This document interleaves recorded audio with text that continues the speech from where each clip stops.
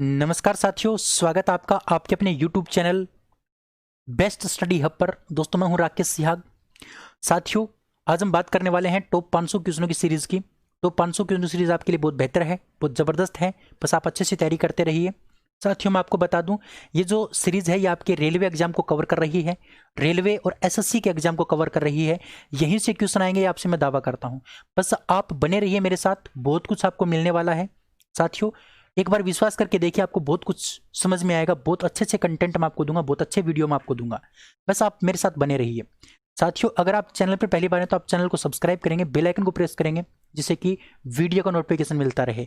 साथियों, इन 500 क्वेश्चनों की पीडीएफ भी मैं आपको दूंगा, लेकिन पीडीएफ आपको दूंगा वीडियो कंप्लीट होने के बाद, यानी 500 क्वेश्चन कंप्लीट होने के बाद। ठीक है, ये बात आपको ध्यान रखनी है। बस एक बार आप वीडियो को लाइक कर देंगे और शेयर जरूर कर देंगे साथियों, ठीक है ना। चलिए हम क्लास को स्टार्ट करते हैं, बात करते हैं 500 क्वेश्चनों के ऊपर डिस्कस करते हैं। चलिए शुरू करें। पहले अनुक्रमणिका के बारे में मैंने आपको बताया था। सबसे पहले हम आधारभूत तत्व और दैनिक विज्ञान के बारे में बात कर रहे हैं। उसके बाद हमारा दूसरा टॉपिक आएगा मानव शरीर से संबंधित। इसमें मैं लगभग 200 क्वेश्चन इसमें करवाने की कोशिश करूंगा, 200 क्वेश्चन इसमें, और जो बचता है उसके 300 क्वेश्चन, टोटल 500 क्वेश्चन। अगर आप कहोगे तो मैं ये संख्या बढ़ा भी दूंगा, कोई दिक्कत नहीं है। ठीक है, चलिए आगे बढ़ें। तो आज का 31 नंबर क्वेश्चन, मतलब आज का पहला क्वेश्चन, और वैसे 31 नंबर क्वेश्चन आपके सामने है मेरे प्यारे साथियों। ये रहा, देख लीजिए, ये रहा 31 नंबर क्वेश्चन। ठीक है, क्वेश्चन है ग्रीन हाउस गैस कौन सी है? निम्न में से ग्रीन हाउस गैस कौन सी है? चलिए, निम्न में से ग्रीन हाउस गैस कौन सी है? तो आपको ध्यान रखना है, ग्रीन हाउस गैस जो है ना, वो है आपकी CO2 कार्बन डाइऑक्साइड, आपकी ग्रीन हाउस गैस है। दोस्तों, इस ग्रीन हाउस गैस CO2 के साथ साथ में कुछ अन्य गैसें भी होती हैं। जैसे आर्गन गैस हो गई, आर्गन गैस के साथ साथ आपका जलवाष्प हो गया। जलवाष्प भी क्या है प्यारे साथियों? एक प्रकार का ग्रीन हाउस गैस है ना, वो उसको भी ग्रीन हाउस गैस की श्रेणी में शामिल किया जाता है। लेकिन सबसे प्रमुख जो होता है ना, वो कौन होता है? CO2 होता है। सबसे प्रमुख ग्रीन हाउस गैस कौन सी होती है? CO2 होती है, जो वायुमंडल में 0.03% की मात्रा में पाई जाती है ना, 0.03% की मात्रा में हमारे वायुमंडल में पाई जाती है CO2 गैस। ये तो सबसे अधिक ग्रीन हाउस गैस है। लेकिन एक है प्यारे साथियों, कार्बन मोनोऑक्साइड यानी CO। ये सबसे ज़्यादा प्रदूषक गैस है, मैंने आपको कल बताया था। ठीक है, चलिए अगला question, 32 number question. Green house प्रभाव के लिए मुख्यतः जिम्मेदार वायुमंडलीय गैस कौन सी है? तो वही बात है भाई, ग्रीन हाउस गैस के लिए आपकी कार्बन डाइऑक्साइड। ये क्वेश्चन पूछे गए हैं प्यारे प्यारे साथियों अलग अलग एग्जाम में, इसलिए दो बार आ गए ये क्वेश्चन। ठीक है, अच्छा अगला क्वेश्चन, 33 नंबर क्वेश्चन। निम्नलिखित में से कौन सी गैस सबसे अधिक विषाक्त है? विषाक्त मतलब जहरीली गैस कौन सी है? तो अभी मैंने आपको बताया था मोनोऑक्साइड, कार्बन मोनोऑक्साइड CO जो है ना, वो आपकी क्या है प्यारे साथियों? सबसे अधिक विषाक्त गैस है। सबसे अधिक विषाक्त गैस यानी सबसे अधिक जहरीली गैस आपकी कार्बन मोनोऑक्साइड है। ठीक है ना, ऑप्शन नंबर आपका बी करेक्ट हो जाएगा। और सबसे अधिक गैस ग्रीन हाउस गैस कौन सी है? तो आपकी कार्बन डाइऑक्साइड सबसे अधिक ग्रीन हाउस गैस है। ठीक है, ग्रीन हाउस का मतलब पृथ्वी के तापमान में वृद्धि होना, वो ग्रीन हाउस कहलाता है। तो पृथ्वी के तापमान में वृद्धि करने के लिए आवश्यक कौन जिम्मेदार है? Carbon dioxide. और सबसे जहरीली गैस आपकी कार्बन मोनोऑक्साइड। 34 नंबर क्वेश्चन की बात करते हैं। 34 नंबर क्वेश्चन है, ओजोन परत का अवक्षय मुख्यतः किस कारण से होता है? ओजोन परत की मोटाई में कमी किसके कारण हो रही है? तो ध्यान रखना, क्लोरोफ्लोरोकार्बन। मैंने आपको कल बताया था, क्लोरोफ्लोरोकार्बन यानी CFC क्या करता है प्यारे साथियों? ओजोन परत की मोटाई में कमी करता है। दोस्तों, ओजोन परत के बारे में मैंने आपको कल बताया था। ओजोन परत जो होती है ना, या फिर ओजोन जो होती है, वो आपकी पाई जाती है समताप मंडल में। समताप मंडल में वायुमंडल की जो परत होती है, समताप मंडल, उस मंडल में पाई जाती है। और प्यारे साथियों ध्यान रखना, ओजोन का जो सूत्र होता है वो होता है आपका O3। इसको विघटित कौन कर रहा है? CFC इसको विघटित कर रहा है। और इस CFC का उपयोग होता है आपका फ्रिज के अंदर। इसलिए इस ओजोन परत की मोटाई में कमी न हो, इसलिए फ्रिजों में इस CFC की जगह HFC का उपयोग किया जाना चाहिए। ये इसका उपाय है, क्योंकि HFC इसको क्या नहीं करेगा, इस ओजोन परत को विघटित नहीं करेगा। और HFC किसकी तरह काम करेगा? फ्रीज के अंदर तो CFC की तरह काम करेगा। ये थोड़ा सा एक निदान है, ध्यान रखना, ये भी आपसे पूछा जा सकता है। अगले क्वेश्चन की बात करते हैं 35 नंबर क्वेश्चन की। चलिए 35 नंबर क्वेश्चन आपके सामने कि ऑटोमोबाइल वाहनों द्वारा निष्कासित मुख्य नुकसानदेह गैस जिससे वायु प्रदूषित होता है वो निम्नलिखित में से कौन सी है। तो ध्यान रखना प्यारे साथियों, कार्बन मोनोऑक्साइड यानी जो धुआं होता है, आपका जो धुआं होता है गाड़ियों का धुआं, गाड़ियों के धुएं से क्या निकलती है आपकी, गाड़ियों के धुएं से निकलती है कार्बन मोनोऑक्साइड जो सबसे जहरीली गैस होती है। इसके साथ साथ प्यारे साथियों जो आपका सिगरेट होता है, सिगरेट, तो सिगरेट से क्या निकलता है, तो सिगरेट से एक तो धुआं निकलता है, उस धुएं के अंदर क्या होता है, सिगरेट का जो धुआं होता है उसके अंदर क्या होता है, तो उसके अंदर एक तो कार्बन मोनोऑक्साइड गैस होती है और इसके साथ साथ में एक निकोटिन नाम का पदार्थ होता है। निकोटिन नाम का पदार्थ भी जहरीला होता है। तो इस सिगरेट का धुआं भी एक प्रकार की का जहरीली गैस मान सकते हो, जहरीला धुआं मान सकते हो इसको, तो ये बात भी आपको ध्यान रखनी है। अगला क्वेश्चन आपके सामने, निम्नलिखित में से पौधघर प्रभाव, पौधघर प्रभाव भी एक प्रकार का ग्रीन हाउस इफेक्ट है। पौधघर प्रभाव भी आपका क्या है, एक प्रकार का ग्रीन हरित गृह प्रभाव या फिर ग्रीन हाउस इफेक्ट है ना।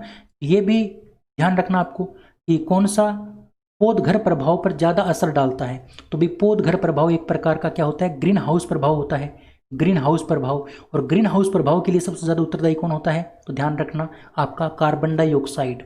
कार्बन डाइऑक्साइड आपका ग्रीन हाउस प्रभाव या फिर पौधघर प्रभाव के लिए सबसे आवश्यक होता है, सबसे ज्यादा असर डालता है कार्बन डाइऑक्साइड। ऑप्शन नंबर आपका सी क्या हो जाएगा, करेक्ट आंसर हो जाएगा। 37 नंबर क्वेश्चन है आपके सामने कि रात को पेड़ के नीचे सोने की सलाह नहीं दी जाती, क्यों नहीं दी जाती, इसका कारण क्या है।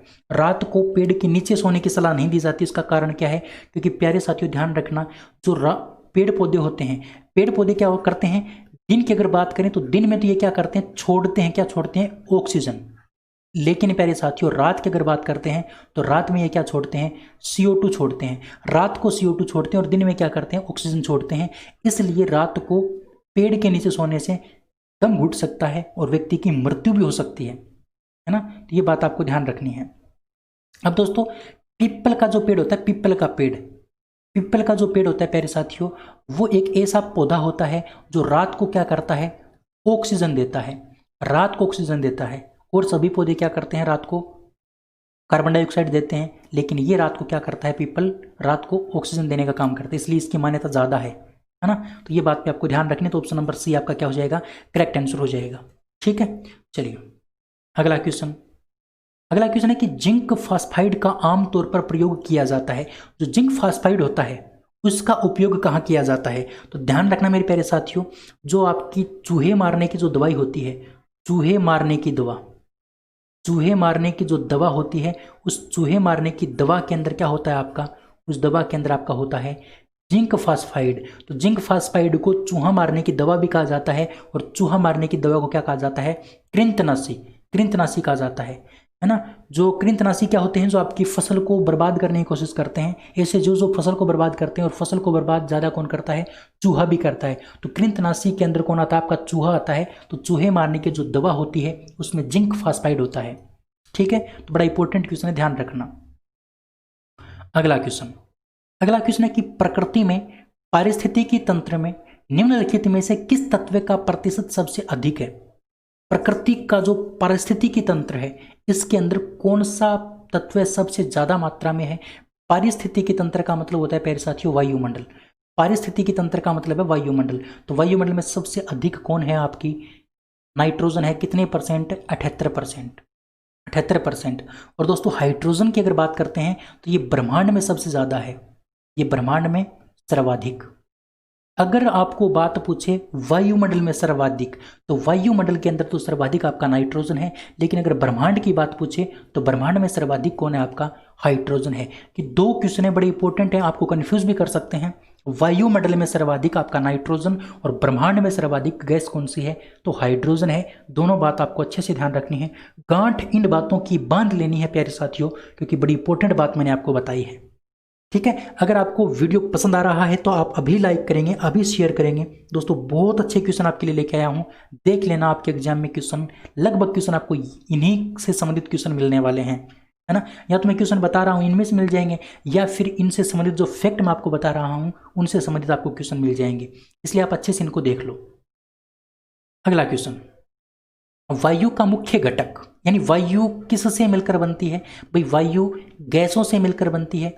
अब गैसें तो बहुत सारी होती हैं, लेकिन मुख्य गैस कौन सी होती है? तो आपको पता है, नाइट्रोजन, क्योंकि नाइट्रोजन सबसे अधिक मात्रा में पाई जाती है।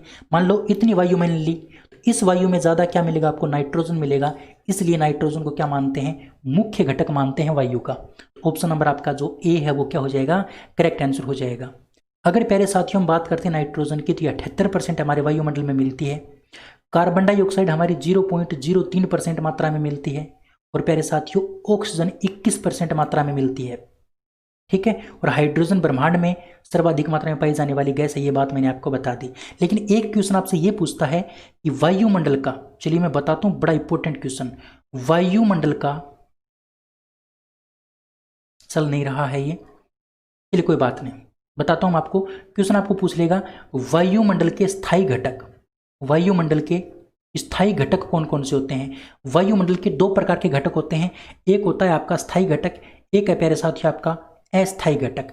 अगर हम स्थायी घटक की बात करते हैं, स्थायी घटक की अगर बात करते हैं वायुमंडल के स्थायी घटक की, तो उसमें आपका आता है एक तो नाइट्रोजन N2 और एक आता है आपका ऑक्सीजन। ये जो दो गैसें होती हैं इनको तो वायुमंडल के स्थायी घटक माने जाते हैं। और दोस्तों एक और होती है आपकी गैस, कार्बन डाइऑक्साइड और जलवाष्प। कार्बन डाइऑक्साइड और जलवाष्प जो है ना प्यारे साथियों, उनको अस्थायी घटक की श्रेणी में लिया गया है, अस्थायी घटक। तो वायुमंडल के अस्थायी घटक आपके CO2 हो गया, जलवाष्प हो गया, है ना। अन्य गैसें जैसे आर्गन गैस हो गई, मीथेन गैस हो गई, इन गैसों को किस श्रेणी में लिया गया है? अस्थायी घटक की श्रेणी में लिया गया है। तो स्थायी घटक आपको याद रखने हैं, नाइट्रोजन, ऑक्सीजन, इसके अलावा सभी के सभी क्या हैं? अस्थायी हैं। तो ये क्वेश्चन भी आपसे पूछा जा सकता है आपके एग्जाम के अंदर। ठीक है, चलिए। हाँ, मैं जल्दी जरूर करवा रहा हूँ क्वेश्चन, लेकिन प्यारे साथियों आपको समझ में आने चाहिए। ठीक है, जल्दी मैं इसलिए करवा रहा हूँ क्योंकि बहुत ज़्यादा क्वेश्चन मैं आपको करवा दूँ, जितना हो सके उतने ज़्यादा क्वेश्चन मैं आपको करवा दूँ परीक्षा तक, जिससे कि आपका भी भला हो जाए और मेरे को भी थोड़ी सहानुभूति मिले, मेरे को भी ऐसा महसूस हो कि भाई हाँ मैंने कुछ किया है मेरे दोस्तों के लिए, मेरे भाइयों के लिए, मेरी बहनों के लिए, तो मेरे को भी थोड़ा संतुष्टि फील हो, इसलिए मैं जल्दी करने की कोशिश करूँगा। ठीक है। अच्छा, 41 नंबर क्वेश्चन है कि ग्रीन हाउस इफेक्ट का क्या अभिप्राय है? ग्रीन हाउस इफेक्ट का क्या अभिप्राय है? तो दोस्तों ध्यान रखना, ग्रीन हाउस इफेक्ट का मतलब क्या होता है? वैसे तो सीधा सा मतलब होता है कि हमारी जो पृथ्वी होती है, हमारा जो वायुमंडल होता है, हमारा जो वायुमंडल होता है, इसमें क्या हो जाना? इसका मतलब तापमान बढ़ जाना। इसका तापमान क्या हो जाना? बढ़ जाना। तापमान बढ़ने को हम क्या बोलते हैं? ग्रीन हाउस इफेक्ट बोलते हैं। इनको पढ़ के देखो। पहला दे रखा है कि ऊष्मा के संचरण के लिए फसलों की ग्रीन हाउस में खेती। अच्छा, अगला है कार्बन डाइऑक्साइड गैसों के कारण और सौर ऊर्जा का संग्रह। अच्छा, कार्बन डाइऑक्साइड गैसों के कारण सौर ऊर्जा का संग्रह, बिल्कुल सही बात है ये, ऑप्शन नंबर बी। अच्छा, कैसे समझो? जो CO2 होती है ना, CO2 वो क्या करती है? CO2 जो गैस होती है वो क्या कर लेती है? तापमान जो आता है ना, ऊपर से तापमान आता है, होता क्या है देखो इस प्रकार से, ये मान लो हमारी पृथ्वी होती है, ये हमारा सूर्य है, तो यहाँ पर इस प्रकार से क्या होती है? CO2 की परत पाई जाती है। CO2 की क्या पाई जाती है? परत पाई जाती है। तो ये क्या करती है? CO2 इस तापमान को, इसकी गर्मी को, इस गर्मी को क्या कर लेती है? अवशोषित कर लेती है, इसका संग्रह कर लेती है, अवशोषित कर लेती है, और ये गर्मी हमारी पृथ्वी पर आ जाती है। जब ये यहाँ से टकराकर वापस जाती है तो इसको वापस जाने नहीं देती है ये CO2 की परत। इसीलिए इस CO2 को मुख्य घटक माना जाता है ग्रीन हाउस इफेक्ट का। इसीलिए ये जो पृथ्वी होती है ये गर्म हो जाती है, यहाँ से तापमान गर्म हो जाता है और इसकी समस्याएं भी बहुत ज़्यादा हैं। तो प्यारे साथियों ध्यान रखना, कार्बन डाइऑक्साइड जो गैस होती है वो क्या करती है? सौर ऊर्जा का संग्रह कर लेती है। सौर ऊर्जा का मतलब सूर्य की ऊर्जा को एकत्रित कर लेती है, जिसके कारण पृथ्वी का तापमान बढ़ जाता है, और इसी को हम क्या बोलते हैं? ग्रीन हाउस इफेक्ट बोलते हैं। उम्मीद कर सकता हूँ बात आपको अच्छे से समझ में आ गई होगी। ठीक है, चलिए अगले क्वेश्चन की बात करते हैं, 42 नंबर क्वेश्चन की। 42 नंबर क्वेश्चन है कि बोन एस में क्या होता है? बोन एस का मतलब पहले तो समझना है आपको। बोन एस मतलब हड्डियों की राख। हमारी जो हड्डियों की राख होती है प्यारे साथियों, उसके अंदर क्या होता है? हड्डियों की राख में क्या होता है आपको ये बताना है। तो हड्डियों की राख में क्या होता है? कैल्शियम फास्फेट होता है। याद ही रखना पड़ेगा, ऑप्शन नंबर सी आपका राइट आंसर हो गया। ठीक है, चलिए 43 नंबर क्वेश्चन कि निम्नलिखित में से कौन सी ग्रीन हाउस गैस नहीं है? कौन सी ग्रीन हाउस गैस नहीं है? तो प्यारे साथियों, नाइट्रोजन आपकी ग्रीन हाउस गैस नहीं है, तो ये आपकी क्लोरोफ्लोरोकार्बन भी CFC भी क्या है? ग्रीन हाउस गैस है। मीथेन भी आपकी CFC गैस है, सॉरी ग्रीन हाउस गैस है। और कार्बन डाइऑक्साइड तो आपकी मुख्य ग्रीन हाउस गैस है, ये तो आपकी मुख्य ग्रीन हाउस गैस है। तो ये बात भी आपको ध्यान रखनी है। उम्मीद कर सकता हूँ बात आपको अच्छे से समझ में आ रही होगी। अगला क्वेश्चन आपके सामने है कि सागरीय खरपतवार किसका महत्वपूर्ण स्रोत है? सागरीय खरपतवार कहने का मतलब जो सी वीड्स होता है, यानी कहने का मतलब जो हमारा महासागर होता है या फिर कोई भी झील झरना जो भी होता है, उसके अंदर जो पेड़ पौधे पाए जाते हैं, उसके अंदर जो मतलब वनस्पति पाई जाती है ना, वो सर्वाधिक किसकी घटक होती है? उसके अंदर क्या पाया जाता है सर्वाधिक? तो उसके अंदर आयोडीन सर्वाधिक पाया जाता है। क्यों? क्योंकि जो सागर होता है प्यारे साथी, वो ज़्यादातर क्या होते हैं? खारे पानी के होते हैं। किसके होते हैं? खारे पानी के। और खारे पानी के अंदर आपको पता है, खारे पानी से आपका नमक बनता है, और नमक के अंदर आपका क्या पाया जाता है? आयोडीन पाया जाता है। तो ध्यान रखना, जो भी आपके सागर के अंदर या फिर महासागर के अंदर जो आपके पेड़ पौधे वनस्पति जो पाई जाती है या खरपतवार जो पाई जाती है, वो सर्वाधिक किसके महत्वपूर्ण स्रोत होते हैं? तो आपके आयोडीन के सर्वाधिक महत्वपूर्ण स्रोत होते हैं। ठीक है, ऑप्शन नंबर आपका डी करेक्ट आंसर हो जाएगा। अगला क्वेश्चन है 45 नंबर क्वेश्चन, गैसों के निम्न समूहों में से कौन सा हरित गृह प्रभाव में योगदान करता है? कौन सा ग्रीन हाउस गैस या फिर हरित गृह घर प्रभाव में क्या करता है? योगदान करता है। कौन सा समूह करता है? तो देखिए, कार्बन डाइऑक्साइड और मीथेन बिल्कुल, CO2 और CH4, CO2 और CH4 ये तो मुख्य ग्रीन हाउस गैस है, और ये भी आपकी ग्रीन हाउस गैस है। लेकिन अमोनिया, ओजोन नहीं है, कार्बन मोनोऑक्साइड और सल्फर डाइऑक्साइड नहीं है, कार्बन टेट्राफ्लोराइड और नाइट्रस ऑक्साइड नहीं है। तो आपका ऑप्शन नंबर ए क्या है? करेक्ट है। ध्यान रखना, सीधा सीधा। अगला क्वेश्चन है, सूचना अभियांत्रिकी एवं संबंध विज्ञानों को के क्षेत्र में राष्ट्रीय उत्कृष्टता संस्थान कहाँ स्थापित किए जाने का प्रस्ताव है? दोस्तों, राष्ट्रीय उत्कृष्टता संस्थान कहाँ स्थापित किया गया? ये क्वेश्चन बड़ा इंपॉर्टेंट है। बेंगलुरु के अंदर, बेंगलुरु के अंदर आपका राष्ट्रीय उत्कृष्टता संस्थान स्थापित किया गया। और दोस्तों, ये सूचना अभियांत्रिकी यानी कहने का मतलब बायोटेक्नोलॉजी और विज्ञान से संबंधित है। विज्ञान, साइंस एंड बायोटेक्नोलॉजी से संबंधित है आपका राष्ट्रीय उत्कृष्टता संस्थान, जो आपका बेंगलुरु के अंदर स्थापित किया गया। चलिए अगले क्वेश्चन की बात करते हैं, 47 नंबर क्वेश्चन की। 47 नंबर क्वेश्चन है कि गोबर गैस के अंदर क्या होता है? प्रमुख रूप से गोबर गैस के अंदर, या फिर इसको बायोगैस भी बोलते हैं, इस गोबर गैस को हम क्या बोलते हैं? बायोगैस के नाम से भी जानते हैं। तो बायोगैस के अंदर सर्वाधिक मात्रा में, या फिर इसका मुख्य घटक कौन होता है गोबर गैस का? तो भाई गोबर गैस के अंदर सर्वाधिक मात्रा में आपकी मीथेन गैस पाई जाती है। और मीथेन कितने % मात्रा में पाई जाती है? तो ध्यान रखना, 75%। 75% आपकी गोबर गैस में मीथेन गैस मिलती है। इसलिए गोबर गैस या फिर बायोगैस का मुख्य घटक आपका क्या हो गया? मीथेन हो गया। अगला क्वेश्चन है कि विज्ञान और टेक्नोलॉजी उपक्रम यानी एंटरप्रेन्योरशिप पार्कों में निम्नलिखित में से किसका स्थान नहीं है? जो आपका एंटरप्रेन्योर जो पार्क होते हैं, उनके अंदर किसका स्थान नहीं है? एंटरप्रेन्योरशिप में किसका स्थान नहीं है? तो ध्यान रखना प्यारे साथियों, वो प्रशिक्षण भी देते हैं, वो अंक शोधन भी या परीक्षण भी करते हैं, अंक शोधन भी करते हैं, वो प्रौद्योगिकी विकास से संबंधित भी है। लेकिन प्यारे साथियों, वो धन एकत्रित करने से संबंधित नहीं है। धन एकत्रित करने से संबंधित नहीं है। इसका मतलब ऑप्शन नंबर आपका डी क्या हो जाएगा? करेक्ट आंसर हो जाएगा। ठीक है, चलिए अगला क्वेश्चन। चलिए एक बार ये रुक गया है, इसमें प्रॉब्लम क्या है पता नहीं। जब मैं PDF खोलता हूँ तो PDF खोलते ही ये करने लगता है, वरना पूरे दिन अच्छे से चलता है ये, कोई बात नहीं। ठीक है, अगला क्वेश्चन, चूहों के विष का रासायनिक नाम क्या है? चूहों के जहर का रासायनिक नाम क्या है? तो मैंने अभी आपको बताया था, जिंक ऑक्साइड नहीं, जिंक फास्फाइड बताया था ना मैंने आपको ये पीछे क्वेश्चन। तो जिंक फास्फाइड आपका क्या होता है? चूहों का विष होता है, जिसका रासायनिक नाम जिंक फास्फाइड है। चलिए अगला क्वेश्चन है कि बायोगैस बनाने के लिए प्रयुक्त द्रव्य कौन सा है? कौन सा पदार्थ है जिससे क्या बनती है? बायोगैस बनती है। तो दोस्तों, उस पदार्थ का नाम है, आपको पता है, पशुओं के अपशिष्ट। पशुओं का जो अपशिष्ट होता है, मलमूत्र जो होता है, पशुओं का जो मलमूत्र होता है, उस पशुओं के मलमूत्र से क्या बनती है? आपकी बायोगैस बनती है। और उसके अंदर सर्वाधिक मात्रा में आपकी कौन सी गैस होती है? CH4 गैस होती है, यानी मीथेन गैस होती है ना। यानी इससे पशुओं के अपशिष्ट पदार्थों से कौन सी गैस बनती है? बायोगैस बनती है। और उस बायोगैस के अंदर आपकी क्या होती है? 75% मात्रा में आपकी ये मीथेन गैस है। ठीक है, तो ये बात पे आप ध्यान रखेंगे। चलिए अगला क्वेश्चन, 51 नंबर क्वेश्चन। चलिए रुक गया फिर से। हाँ, 51 नंबर क्वेश्चन। 51 नंबर क्वेश्चन है कि निम्नलिखित में से अश्रु गैस का घटक कौन सा है, यानी आंसू गैस के अंदर क्या पाया जाता है, आंसू गैस के अंदर क्या पाया जाता है, ये आपसे पूछा है। तो ध्यान रखना मेरे प्यारे साथियों, आंसू गैस के अंदर क्लोरीन गैस पाई जाती है, क्लोरोपिक्रीन। क्लोरोपिक्रीन भी आप इसको कह सकते हो। ऑप्शन नंबर डी क्या हो जाएगा आपका, करेक्ट आंसर हो जाएगा।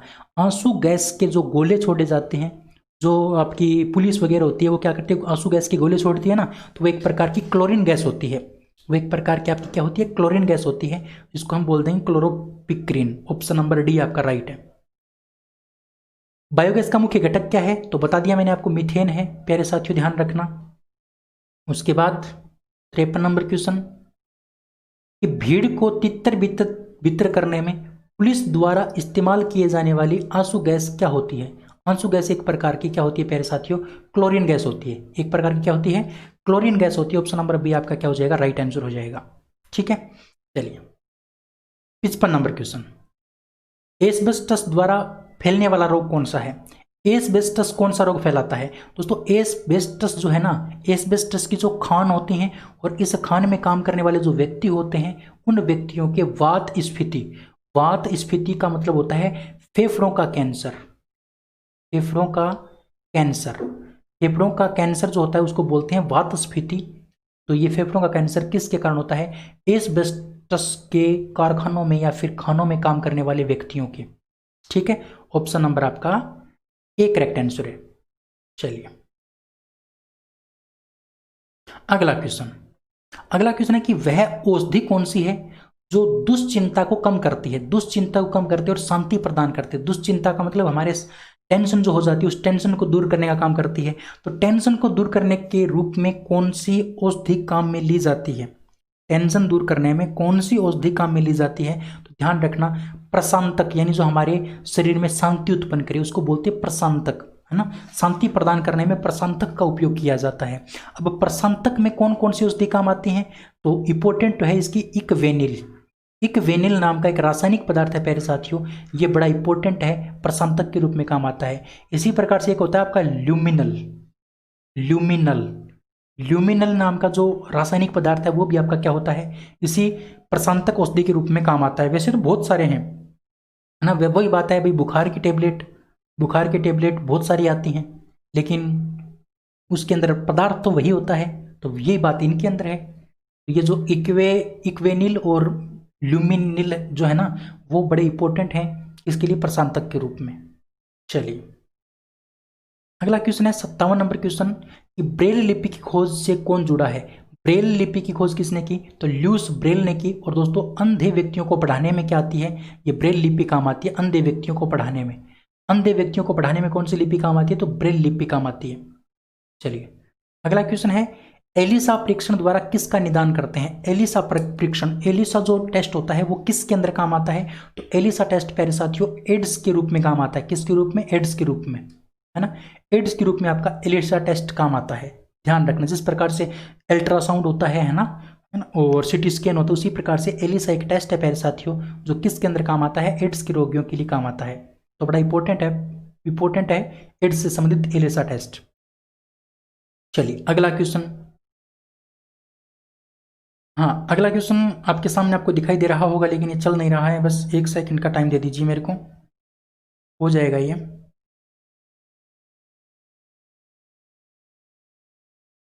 हाँ देखिए 59 नंबर क्वेश्चन है कि पार्किंसन रोग के इलाज को विकसित करने में महत्वपूर्ण योगदान देने के लिए निम्नलिखित में से किसे नोबेल पुरस्कार प्रदान किया गया। यानी पार्किंसन जो रोग है प्यारे साथियों, पार्किंसन रोग जो है उसके इलाज को विकसित करने में महत्वपूर्ण योगदान दिया था, जिसको नोबेल पुरस्कार प्रदान किया गया, उनका नाम था अरविंद कार्लसन। पार्किंसन रोग से संबंधित है। अच्छा, पार्किंसन रोग होता क्या है दोस्तों, पार्किंसन रोग एक प्रकार का हमारा मस्तिष्क से जुड़ा रोग होता है। एक प्रकार का मस्तिष्क से जुड़ा रोग होता है। दोस्तों मस्तिष्क में का एक हिस्सा होता है, मस्तिष्क का एक भाग होता है और उस भाग का नाम आपको ध्यान रखना है substantia, substantia, substantia nigra. Substantia nigra नाम का एक भाग होता है प्यारे साथियों हमारे मस्तिष्क का, सबस्टेंशिया निग्रा नाम का भाग होता है। और उस भाग में क्या आ जाती है, कुछ विचलन हो जाता है, उस भाग में कुछ खराबी आ जाती है ना। और उस भाग में खराबी होने के कारण तंत्रिका तंत्र काम करना बंद कर देता है। कौन सा तंत्र? तंत्रिका तंत्र काम करना बंद कर देता है और व्यक्ति को कौन से रोग से ग्रसित हो जाता है? तो पार्किंसंस रोग से क्या हो जाता है? ग्रसित हो जाते हैं। और ज़्यादातर ये वृद्ध व्यक्तियों के ज़्यादा होता है, यानी 60 वर्ष की उम्र के जो व्यक्ति होते हैं वो इससे ज़्यादा क्या होते हैं, मतलब प्रभावित होते हैं। उसके बाद 60 वर्ष के बाद में आपने देखा होगा व्यक्तियों से चला नहीं जाता, वो बैठे रहते हैं। उसका कारण यही रोग है, पार्किंसन रोग। ठीक है, चलिए आगे बढ़ते हैं, अगले क्वेश्चन की बात करते हैं। Question number 60। 60 नंबर क्वेश्चन है कि भारत का बहुउद्देशीय दूरसंचार उपग्रह इनसेट 2E कहां से छोड़ा गया था? इनसेट 2E कहां से छोड़ा गया था प्यारे साथियों? तो आपको पता है 1999 में इनसेट 2E छोड़ा गया था आपका कहां से? कोरू से। कहां से छोड़ा गया था? कोरू से। और कोरू आपका पड़ता है पश्चिम बंगाल में। कोरू पश्चिम बंगाल का एक नगर है प्यारे साथियों, ध्यान रखना, पश्चिम बंगाल कोरू। यहां से इनसेट 2E श्रेणी का आपका क्या छोड़ा गया था? दूर संचार उपग्रह छोड़ा गया था। बड़ी इंपॉर्टेंट बात है, ध्यान रखना। ठीक है, तो ये 60 क्वेश्चन मैंने आपको करवा दिए। चलिए एक दो क्वेश्चन और कर लेते हैं। 61 नंबर क्वेश्चन है कि प्रक्षेप अस्त्र का विकास किसने किया था? प्रक्षेप अस्त्र का विकास किसने किया था साथियों? ध्यान रखना, बर्नहर वॉन ब्राउन। बर्नहर वॉन ब्राउन आपका करेक्ट आंसर हो जाएगा। इसने प्रक्षेप अस्त्र का विकास किया। प्रक्षेप अस्त्र क्या होता है? किसी भी रॉकेट को छोड़ने के लिए जो अस्त्र काम आता है उसको हम क्या बोलते हैं? प्रक्षेप अस्त्र बोलते हैं। तो प्रक्षेपास्त्र या फिर प्रक्षेप अस्त्र का विकास किसने किया? बर्नहर वॉन ब्राउन ने किया। ऑप्शन नंबर ए राइट है आपका। ये क्वेश्चन पूछा गया है प्यारे साथियों। ठीक है, अगला क्वेश्चन है आपका कि प्रौद्योगिकी मिशन में निम्नलिखित में से क्या शामिल है? प्रौद्योगिकी जो मिशन है आपका उसमें क्या शामिल है? उसमें तिलहन शामिल नहीं है, दालें शामिल नहीं है, मकई शामिल नहीं है, लेकिन सब्जियां आपका प्रौद्योगिकी यानी टेक्नोलॉजी के मिशन में शामिल किया जाता है। सब्जियों को टेक्नोलॉजी के रूप में क्या किया जाता है? शामिल किया जाता है, क्योंकि सब्जियों के ऊपर बहुत सारे प्रयोग वगैरह भी होते हैं, इसलिए इनको टेक्नोलॉजी के अंदर शामिल करते हैं सब्जियों को। ठीक है, चलिए अगला क्वेश्चन है सेक्स हार्मोन का पता किसने लगाया था? अब सेक्स हार्मोन कौन कौन से होते हैं? बात हम करते हैं पुरुष की, तो पुरुष में तो टेस्टोस्टेरोन नाम का क्या पाया जाता है प्यारे साथियों? सेक्स हार्मोन पाया जाता है। अगर महिला की बात करते हैं तो महिला में 2 सेक्स हार्मोन पाए जाते हैं। एक का नाम होता है एस्ट्रोजन और एक का नाम होता है मेरे प्यारे साथियों प्रोजेस्ट्रॉन।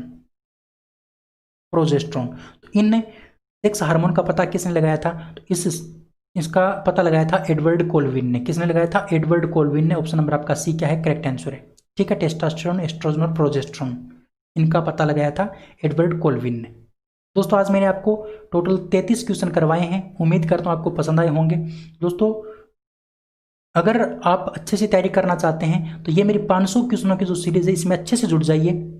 आपका काम या आपका कल्याण जरूर हो जाएगा, क्योंकि मैं साथ में जो आपको इंपॉर्टेंट फैक्ट बता रहा हूँ ये भी आपके लिए बड़े इंपॉर्टेंट है। अच्छे से आपको पढ़ना है प्यारे साथियों। इसका पीडीएफ भी आपको मिलेगा, कोई दिक्कत नहीं है, लेकिन थोड़ा सा टाइम दो मेरे को, पहले पीडीएफ पूरा कंप्लीट हो जाने दो। ठीक है, जैसे ही कंप्लीट होगा उसके बाद मैं आपको ये पीडीएफ दे दूंगा। तो दोस्तों आज की इस वीडियो में इतना ही। अगले वीडियो में फिर मिलेंगे, तब तक के लिए जय हिंद, जय Bharat, thank you, bye bye.